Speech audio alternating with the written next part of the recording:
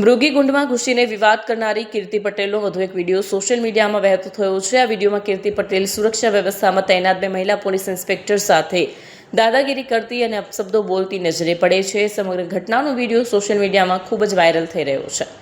ઉલ્લેખનીય છે કે કીર્તિ ઉપરા પીઆઈ જેપી વરિયાએ મૃગીકુંડમાં સ્નાન કર્યું હતું અને તેનો વિડીયો પણ સામે આવ્યો છે। જો કે આ મામલે કોઈ પણ કંઈ બોલવા તૈયાર નથી। મળતી માહિતી મુજબ ગઈકાલે જ્યારે કીર્તિ પટેલ મૃગીકુંડમાં સ્નાન કરીને બહાર આવી ત્યારે સુરક્ષાના ભાગરૂપે 2 મહિલા પીઆઈ તેની પાસે ગયા। આ સમયે કીર્તિ પટેલ ઉશ્કેરાઈ ગઈ અને જાહેરમાં પોલીસ અધિકારીઓનું અપમાન કરવાનું શરૂ કર્યું। વાયરલ વિડીયોમાં કીર્તિ પટેલ પોલીસને ધમકાવતા કહે છે કે હું અહીંથી જતી રહીશ, મારી પાછળ નહીં ફરવાનું, હું કોઈ આરોપી નથી, ચલો નીકળો અહીંથી।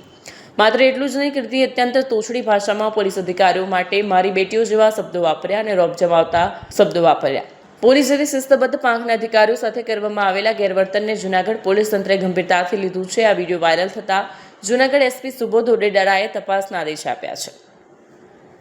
મહાશિવરાત્રિના મેળાના અંતિમ દિવસે રવેડી સમયે જ ભગવા કપડાં સાથે કીર્તિ પટેલ ભવનાથ પહોંચી। રવેડી પૂર્ણ થયા બાદ મૃગીકુંડમાં સાધુઓનું સ્નાન શરૂ થતાં ત્યાં પણ પહોંચી જતા વિવાદ સર્જાયો છે। સાધુઓની વચ્ચે જ કીર્તિ પટેલ ડૂબકી લગાવતી જોવા મળી, જેના પર તંત્રનું ધ્યાન પડતા જ તેને તાત્કાલિક દૂર કરવામાં આવી। કીર્તિ પટેલની બાબતમાં આજે મહાશિવરાત્રિનું શાહી સ્નાન હતું।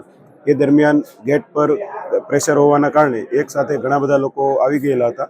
તો એમાં આ કીર્તિ પટેલ નામની વ્યક્તિ છમ્મ વેશે સાધુનું રૂપ ધારણ કરી અને જે શાહી સ્નાન છે એમાં સામેલ થઈ ગયેલી હતી।